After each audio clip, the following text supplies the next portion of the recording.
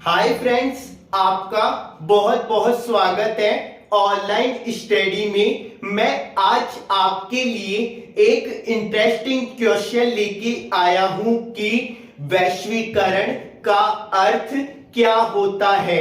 वैश्वीकरण के अर्थ को समझने से पहले हम इस चीज पर ध्यान देते हैं कि भारत के अंदर वैश्वीकरण को कब अपनाया गया या वैश्वीकरण के लिए कब दरवाजे भारत ने खोले। तो 1991 यानी 1991 के वर्ष में या ईयर में भारत के अंदर वैश्वीकरण का दरवाजा खोला गया 1991 में। अब हम ध्यान देते हैं कि वैश्वीकरण के अंतर्गत क्या होता है, तो ध्यान से इस टॉपिक को देखिए। तो हम ध्यान देते हैं अंतरराष्ट्रीय एकीकरण, विश्व व्यापार का खुलना।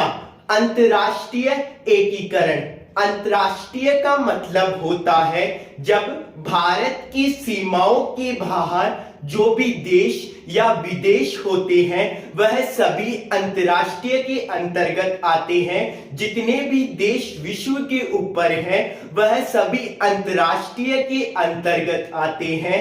तो अंतरराष्ट्रीय एकीकरण यानी जितने भी देश हैं वह सब क्या हो जाए, एक हो जाए या एकीकरण हो जाए। विश्व व्यापार का खुलना यानी कि विश्व के अंदर एक देश दूसरे देश को सेवाएं प्रदान करे, वस्तुएं प्रदान करे, तो इससे क्या होगा, विश्व व्यापार खुलेगा।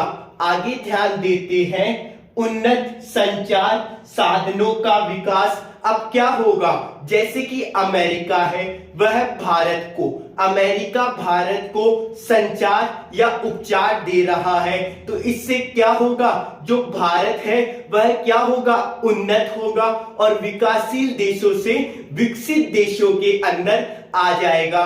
तो संचार एवं उनमें क्या होगी, उन्नति होगी और उन्नत होगा। आगे ध्यान देती हैं वित्तीय बाजारों का अंतरराष्ट्रीयकरण, और जो वित्तीय बाजार हैं उनका अंतरराष्ट्रीयकरण होता है। और बहुराष्ट्रीय कंपनी का महत्व बढ़ाना, और कोई देश है जैसे कि भारत है वह क्या करे, अमेरिका का कोई सा भी प्रोजेक्ट है तो वह भारत के अंदर लाए तो उसका महत्व बढ़ाना चाहिए, यानी कि अमेरिकी कंपनियों का महत्व भी बढ़ाना चाहिए जिससे भारत का विकास हो सके। तो यह वैश्वीकरण के अंतर्गत रखा जाता है।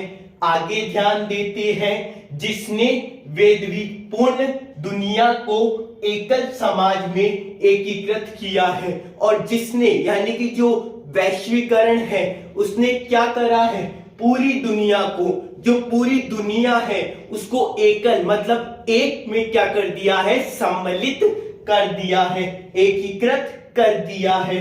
आगे ध्यान देते हैं परंतु इस बात पर आम सहमति है कि वैश्वीकरण के दौर में, परंतु इस बात पर क्या है, आम सहमति है कि क्या है कि लोग, पूंजी, माल और विचारों के अंतरराष्ट्रीय प्रभाव में अभूतपूर्व वृद्धि हुई है। इससे क्या हुआ है, जो लोग हैं, जो पूंजी है, जो विचार हैं, वह क्या हो रहे हैं, अंतरराष्ट्रीयकरण प्रभाव से अभूतपूर्व इनमें क्या हो रही है, वृद्धि हो रही है और विकास हो रहा है।